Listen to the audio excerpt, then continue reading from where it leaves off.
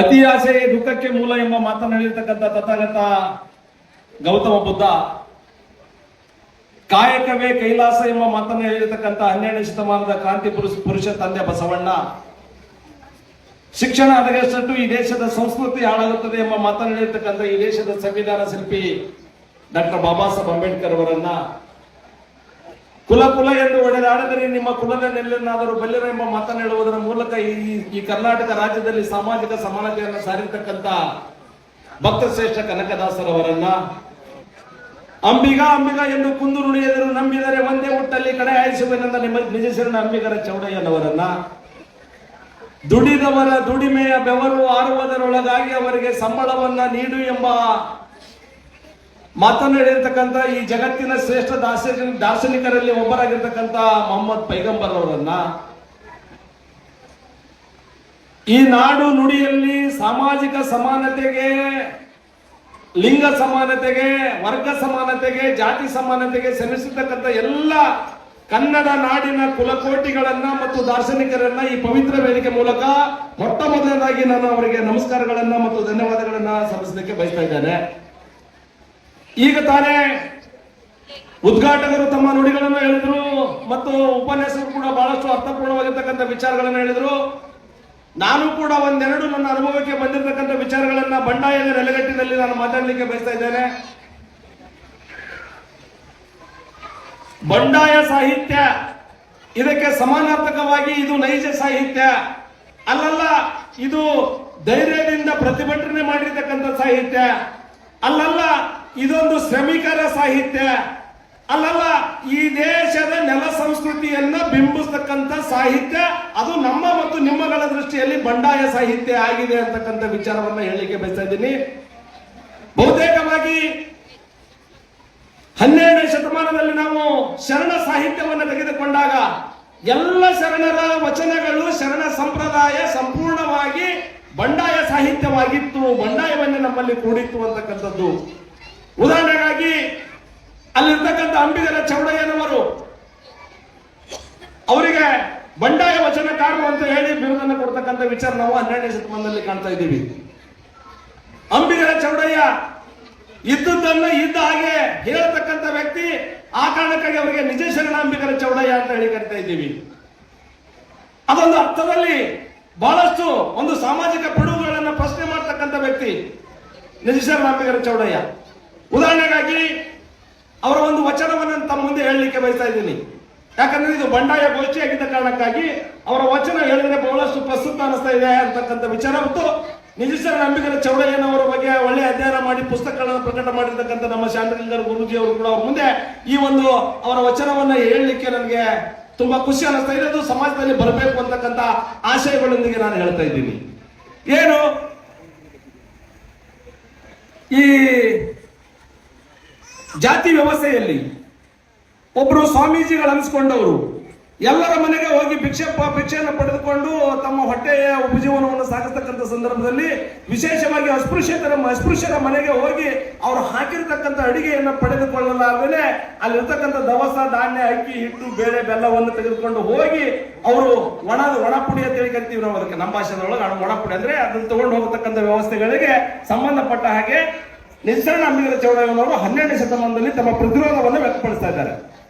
ಕುಲಹೀನ ಶಿಷ್ಯನಲ್ಲಿ ಮನೆಗೆ ಹೋಗಿ, ಕುಲಹೀನ ಶಿಷ್ಯನ ಮನೆಗೆ ಹೋಗಿ ಅಲ್ಲಿ ಉಣ್ಣಬಾರದೆಂದು ಅಕ್ಕಿ, ಹಿಟ್ಟು, ಬೇಳೆ, ಬೆಲ್ಲ ಒಯ್ಯುವ ಗುರುವನ್ನ ಕಂಡು, ನೋಡ್ರಿ ಅರ್ಥ ಮಾಡ್ಕೊಳ್ಳಿ. ಕುಲಹೀನ ಶಿಷ್ಯರಲ್ಲಿಗೆ ಹೋಗಿ, ಕುಲಹೀನ ಶಿಷ್ಯನ ಮನೆಗೆ ಹೋಗಿ ಅಲ್ಲಿ ಅವನಿಗೆ ಒಂದು ಆಶೀರ್ವಾದವನ್ನು ನೀಡಿ, ಕುಲಹೀನ ಶಿಷ್ಯನಿಗೆ ಮನೆಗೆ ಹೋಗಿ ಅಲ್ಲಿ ಉಣ್ಣಬಾರದೆಂದು ಅಕ್ಕಿ, ಹಿಟ್ಟು, ಬೇಳೆ, ಬೆಲ್ಲವನ್ನ ಒಯ್ಯುವ ಗುರುವನ್ನ ಕಂಡು ಒದ್ದು ಕೆಡವಿ ಮೂಗನ್ನ ಕೊಯ್ದು ಇಟ್ಟಂಗಿ ಕಲ್ಲಿಗೆ ತಿಕ್ಕಿ ಮೇಲೆ ಸಾಸಿವೆ ಪುಡಿಯನ್ನು ಹಾಕಿ ಅದರ ಮೇಲೆ ನಿಂಬಿಯ ಹಣ್ಣಿನ ರಸವನ್ನ ಹಿಂಡಿ ಕೊಡುವನ ದಿಕ್ಕಿಗೆ ಮುಖ ಮಾಡಿ ಹಿಡಿಯಂದಾತನ ಬರೆದ ಶರಣ ಅಂಬಿಗರ ಚೌಡಯ್ಯ. ಸಮಾಜದಲ್ಲಿರ್ತಕ್ಕಂಥ ಜಾತಿ ವ್ಯವಸ್ಥೆಯನ್ನ, ಕ್ರೋಧವನ್ನ, ಅಪಮಾನವನ್ನ ಖಂಡಿಸಿರ್ತಕ್ಕಂಥ ವ್ಯಕ್ತಿ 12ನೇ ಶತಮಾನದಲ್ಲಿ ನಿಜಶರಣಾಂಬಿಗರ ಚೌಡಯ್ಯನವರನ್ನ ಕಾಣ್ತಾ ಇದ್ದೀವಿ. ವಿಶೇಷವಾಗಿ ಎಲ್ಲ ಈಗ ತಾನೇ ನಮ್ಮ ಮಾತಲ್ಲಿ ಹೇಳ್ತಕ್ಕಂಥ ವ್ಯವಸ್ಥೆಯಲ್ಲಿ 770 ಅಮರಂಗಗಳು ಎಲ್ಲರೂ ಕೂಡ ಸಾಮಾಜಿಕ ಸಮಾನತೆಯನ್ನು ತರಲಿಕ್ಕೆ ಬಯಸಿರ್ತಕ್ಕಂಥ ಮತ್ತು ಸಾಮಾಜಿಕ ಅನಿಷ್ಟಗಳನ್ನು ಹೋರಾಡಿಸಲಿಕ್ಕೆ ಹೋರಾಟ ಮಾಡಿರ್ತಕ್ಕಂಥದ್ದು. ಹಾಗಾಗಿ ಸಂಪೂರ್ಣ ಶರಣ ಸಾಹಿತ್ಯ ಬಂಡಾಯ ಸಾಹಿತ್ಯ ಆಗಿತ್ತು ಅಂತಕ್ಕಂಥದ್ದನ್ನು ನಾನು ಈ ಒಂದು ವೇದಿಕೆ ಮೂಲಕ ನಾನು ಮನವರಿಕೆ ಮಾಡಿಕೊಳ್ಳಿಕ್ಕೆ ಬಯಸ್ತಾ ಇದ್ದೀನಿ. ತದನಂತರದಲ್ಲಿ ದಾಸ ಸಾಹಿತ್ಯದಲ್ಲಿ ನಾನು ಪ್ರಮುಖವಾಗಿ ನಾನು ನೋಡ್ತಕ್ಕಂಥದ್ದು ಪುರಂದರದಾಸರನ್ನ, ಕನಕದಾಸರು ಒಂದ್ ಕಡೆ ಹೇಳ್ತಾ ಇದ್ದಾರೆ, ಏನು ಬಹಳಷ್ಟು ತಮ್ಮ ಉಗಾಂಡಗಳಲ್ಲಿ ತಮ್ಮ ಎಲ್ಲ ಕೃತಿಗಳಲ್ಲಿ ಕನಕದಾಸರು ಸಾಮಾಜಿಕ ಸಮಾನತೆಯನ್ನು ತರಲಿಕ್ಕೆ ಕುಲ ಎಂದು ಹೊಡೆದಾಡಿದರೆ ನಿಮ್ಮ ಕುಲದಲ್ಲಿ ಏನಾದರೂ ಬಲ್ಲಿರ ಅಂತಕ್ಕಂಥ ವಿಚಾರವನ್ನ ಹೇಳ್ತಕ್ಕಂಥದ್ದು ಇದೆ ಅಲ್ಲ. ಇದನ್ನು ಕೂಡ ಆಗಿನ ಕಾಲಘಟ್ಟದಲ್ಲಿ ಇದೊಂದು ಬಂಡಾಯದ ಸಾಹಿತ್ಯ ನಾವು ಮನವರಿಕೆ ಮಾಡ್ಕೊಳ್ಳಿಕ್ಕೆ ಇತ್ತು ಅಂತಕ್ಕಂಥದ್ದು.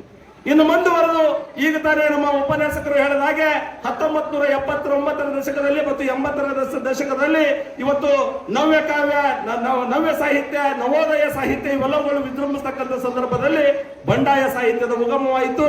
ಆ ಬಂಡಾಯ ಸಾಹಿತ್ಯದ ಮೇರು ಶಿಖರಗಳಾಗಿ ನಾವು ಬಹುತೇಕವಾಗಿ ಸಿದ್ದಲಿಂಗಯ್ಯನವರನ್ನ, ದೇವನೂರು ಮಹಾದೇವರವರನ್ನ, ಬರಗೂರು ರಾಮಚಂದ್ರಪ್ಪನವರನ್ನ, ಅನೇಕ ಜನ ಒಂದು ಕವಿಗಳನ್ನ ನಾವು ಕಾಣಲಿಕ್ಕೆ ಬಯಸ್ತಾ ಇದ್ದೀವಿ.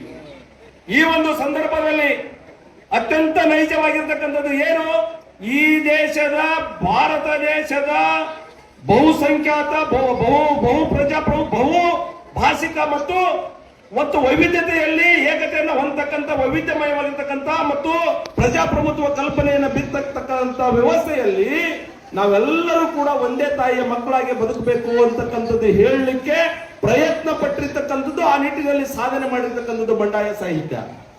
ಉದಾಹರಣೆಗಾಗಿ ಸಿದ್ದಲಿಂಗಯ್ಯನವರ ಒಂದು ಕವನ ಹೇಳ್ತಾ ಇದೆ, ಸ್ವಾತಂತ್ರ್ಯದ ಕುರಿತಾಗಿ ಒಂದು ಕವನದಲ್ಲಿ ಹೇಳ್ತಾ ಇದ್ದಾರೆ ಸಿದ್ದಲಿಂಗಯ್ಯನವರು. ಏನು, ಯಾರಿಗೆ ಬಂತು, ಎಲ್ಲಿಗೆ ಬಂತು 47ರ ಸ್ವಾತಂತ್ರ್ಯ? 1947 ಬ್ರಿಟಿಷರಿಂದ ಭಾರತ ದೇಶಕ್ಕೆ ಸ್ವಾತಂತ್ರ್ಯ ಬಂತು. ಆದ್ರೆ ಯಾರಿಗೆ ಬಂತು, ಎಲ್ಲಿಗೆ ಬಂತು 47ರ ಸ್ವಾತಂತ್ರ್ಯ? ಬಡವರ ಮನೆಗೆ ಬರಲಿಲ್ಲ, ಬೆಳಕಿನ ಕಿರಣವ ತರಲಿಲ್ಲ, ಸಮಾನತೆಯ ಹೂವನ್ನು ಅರಳಿಸಲಿಲ್ಲ, ಶ್ರೀಮಂತರು ಕೈ ಸನ್ನೆಗೆ ಮಾಡಿ ಕರೆದರೆ ಕತ್ತಲೆಯಲ್ಲೇ ಬೆತ್ತಲೆ ಆಯಿತು. ಅದು 47ರ ಸ್ವಾತಂತ್ರ್ಯ, ಅದು ಯಾರು ಕಾಣದ ಸ್ವಾತಂತ್ರ್ಯ ಅಂತಕ್ಕಂಥ ವಿಚಾರ ನಮಗೆ ಇನ್ನುವರೆಗೂ ಕೂಡ ಇದನ್ನು ನಾವು ಬಹುತೇಕವಾಗಿ ಇದೊಂದು ದೇಶ ವಿರೋಧಿ ಒಂದು ಹೇಳಿಕೆ ಆಗ್ಬಹುದು, ನಾಡ ವಿರೋಧಿ ಹೇಳಿಕೆ ಆಗಿರ್ಬೋದು, ಸಂವಿಧಾನ ವಿರೋಧಿ ಹೇಳಿಕೆ ಆಗಿರ್ಬೋದು, ಕಾನೂನು ವಿರೋಧಿ ಹೇಳಿಕೆ ಅಂತ ಹೇಳಿ ಅನೇಕ ಜನ ಟೀಕಾಕಾರರಿಗೆ ಆಗ್ಬಹುದು. ಆದ್ರೆ ಇನ್ನೂವರೆಗೂ ಕೂಡ ಬಡವರ ಮನೆಗೆ ಸ್ವಾತಂತ್ರ್ಯ ಬಂದಿಲ್ಲ. ಈ ಬಂಡಾಯ ಸಾಹಿತ್ಯದ ವೇದಿಕೆ ಮೂಲಕ ವಿಜಯಪುರ ಜಿಲ್ಲೆಯಲ್ಲಿ ನಾನೊಬ್ಬ ಅತಿಥಿಯಾಗಿ ಮಾತಾಡ್ತಾ ಇದ್ದೇನೆ. ಇನ್ನುವರೆಗೂ ಕೂಡ ಈ ದೇಶದಲ್ಲಿ, ರಾಜ್ಯದಲ್ಲಿ ಮಹಿಳೆಯರ ಮೇಲೆ, ಮಕ್ಕಳ ಮೇಲೆ ಅನ್ಯಾಯ, ಅತ್ಯಾಚಾರ, ಕೊಲೆ, ಸುಲಿಗೆ, ದಬ್ಬಾಳಿಕೆಗಳು ನಡೀತಾನೆ. ಇದನ್ನು ಖಂಡಿಸ್ತಕ್ಕಂಥ ಏಕೈಕ ಸಾಹಿತ್ಯ ಅದು ಬಂಡಾಯ ಸಾಹಿತ್ಯ ಅಂತಕ್ಕಂಥದ್ದನ್ನು ನಾವು ಅರ್ಥ ಮಾಡ್ಕೋಬೇಕಾಗಿದೆ. ಹಾಗಾಗಿ ಆ ಬಂಡಾಯ ಸಾಹಿತ್ಯದ ಜನಕರನ್ನ, ಸೃಷ್ಟಿಕರ್ತರನ್ನ ನಾವು ಕಾಪಾಡ್ಕೋಬೇಕಾಗಿದೆ. ಪ್ರಗತಿಪರ ವಿಚಾರವಾದಿಗಳನ್ನು ನಾವು ಗೌರವಿಸ್ಕೋಬೇಕಾಗಿದೆ.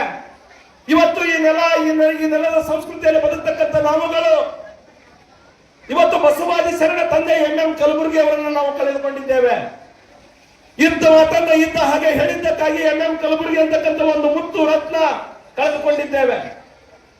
ಇದ್ದ ವ್ಯವಸ್ಥೆಯಿಂದ ಇದ್ದ ಹಾಗೆ ಬರೀತಕ್ಕಂಥ ಒಬ್ಬ ಗೌರಿ ಲಂಕೇಶ್ ತಾಯಿಯನ್ನು ಕಳೆದುಕೊಂಡಿದ್ದೇವೆ. ಅನೇಕ ಜನ ಪ್ರಗತಿಪರರನ್ನ, ಬಂಡಾಯ ಸಾಹಿತಿಗಳನ್ನ ಇವತ್ತಿಗೂ ಕೂಡ ಅವರಿಗೆ ಜೀವ ಭಯದಲ್ಲಿದ್ದೆ ಒಂದು ವ್ಯವಸ್ಥೆಯನ್ನು ಹಾಕ್ತಕ್ಕಂಥ ವ್ಯವಸ್ಥೆ ಈ ನಾಡಿನಲ್ಲಿ ನಡೀತಾ ಇದೆ ಅವ್ಯಾಹತವಾಗಿ. ಹಾಗಾಗಿ ಇವತ್ತು ಅನೇಕ ಜನ ಬರಹಗಾರರಿಗೆ, ಪ್ರಗತಿಪರ ವಿಚಾರವಾದಿಗಳಿಗೆ, ಬಂಡಾಯ ಸಾಹಿತಿಗಳಿಗೆ ಜೀವ ಭಯ ಬೆದರಿಕೆ ಇದೆ ಅಂದ್ರೆ ನಮಗೆ ಸ್ವಾತಂತ್ರ್ಯ ಸಿಕ್ಕದ್ದು ಬಹಳ ಅರ್ಥಪೂರ್ಣವಾಗಿರ್ತಕ್ಕಂಥ ಸ್ವಾತಂತ್ರ್ಯ ಸಿಕ್ಕಿದೆ ನಮಗೆ ಅಂತ ಹೇಳಿ ಖುಷಿ ಪಡಬೇಕಾ? ಇಲ್ಲ. ಹಾಗಾಗಿ ಬಂಡಾಯ ಸಾಹಿತ್ಯದಲ್ಲಿರ್ತಕ್ಕಂಥ ಅತ್ಯಂತ ಮಾನವೀಯ ಮೌಲ್ಯ ಇವತ್ತು ಮಹಿಳೆಯರನ್ನ, ಮಕ್ಕಳನ್ನ ಮತ್ತು ಎಲ್ಲ ಧರ್ಮೀಯರನ್ನ, ಎಲ್ಲ ಭಾಷಿಕರನ್ನ, ಎಲ್ಲ ಜಾತಿಯವರನ್ನ ಒಗ್ಗೂಡಿಸಿಕೊಂಡು ನಾವೆಲ್ಲರೂ ಭಾರತೀಯರಾಗಿ ಮುನ್ನಡೆದಾಗ ಮಾತ್ರ ಎಲ್ಲಾ ಸಾಹಿತ್ಯಕ್ಕೂ ಕೂಡ ನಾವು ಗೌರವದಿಂದ ಕಾಣಲಿಕ್ಕೆ ಸಾಧ್ಯ ಇದೆ ಅಂತಕ್ಕಂಥ ಮಾತನ್ನ ಹೇಳುವುದರ ಮೂಲಕ ನಾನು ಜಾಸ್ತಿ ಮಾತಾಡಲಾರ್ದೇನೆ ಇನ್ನೊಂದು ಸಾರಿ ಈ ವೇದಿಕೆಗೆ ಬಂದಾಗ ಬಹುತೇಕ ಬಹಳ ನಾನು ಎಲ್ಲಕ್ಕಿಂತ ಹೆಚ್ಚಿಗೆ ಅಭಿನಂದನೆ ಸಲ್ಲಿಸ್ತೀನಿ ನನ್ನ ಜಿಲ್ಲಾ ಕನ್ನಡ ಸಾಹಿತ್ಯ ಸಮ್ಮೇಳನದ ಎಲ್ಲ ಅಧ್ಯಕ್ಷರಿಗೂ ಮತ್ತು ಎಲ್ಲ ಪದಾಧಿಕಾರಿಗಳಿಗೂ. ಯಾಕಂದ್ರೆ ಬಂಡಾಯ ಸಾಹಿತ್ಯದ ಒಂದು ಗೋಷ್ಠಿನೇ ಇಲ್ಲಕ್ಕೆ ಒಬ್ಬೊಬ್ಬರಿದ್ದಾಗ ಹೋರಾಟ ಮಾಡಿದೀವಿ, ಒಂದೊಂದ್ ಕಡೆ ಮಾತಾಡಿದೀವಿ. ನಾವ್ ಯಾರು ಹೇಳಾರ್ದೇನೆ ಕೇಳಾರ್ದೇನೆ ನೀವು ಬಂಡಾಯ ಸಾಹಿತ್ಯದ ಬಗ್ಗೆ ಒಂದು ಚಿಂತನೆ ಮತ್ತು ಮಂಥನ ಮಾಡಿದ್ರಲ್ಲ, ಆ ಕಾರಣಕ್ಕಾಗಿ ನಿಮ್ಗೆ ಕೋಟಿ ಕೋಟಿ ನಾನು ಶರಣಾರ್ಥಿಗಳನ್ನು ನಾನು ಸಲ್ಲಿಸಲಿಕ್ಕೆ ಬಯಸ್ತಾ ಇದ್ದೀನಿ. ಯಾಕಂತಂದ್ರೆ ವಿಚಾರವಂತರು ವ್ಯವಸ್ಥೆ ಹಾಳಾಗ್ಲಿಕ್ಕತ್ತಿತ್ತು. ದಡ್ಡರ, ಭ್ರಷ್ಟರ, ಮುಟ್ಟಾಳರ ಒಂದು ವ್ಯವಸ್ಥೆಯಿಂದ ಅಲ್ಲ, ಪ್ರಜ್ಞಾವಂತರ ಮೌನದಿಂದ ವ್ಯವಸ್ಥೆ ಹಾಳಾಗ್ತಾ ಇದೆ.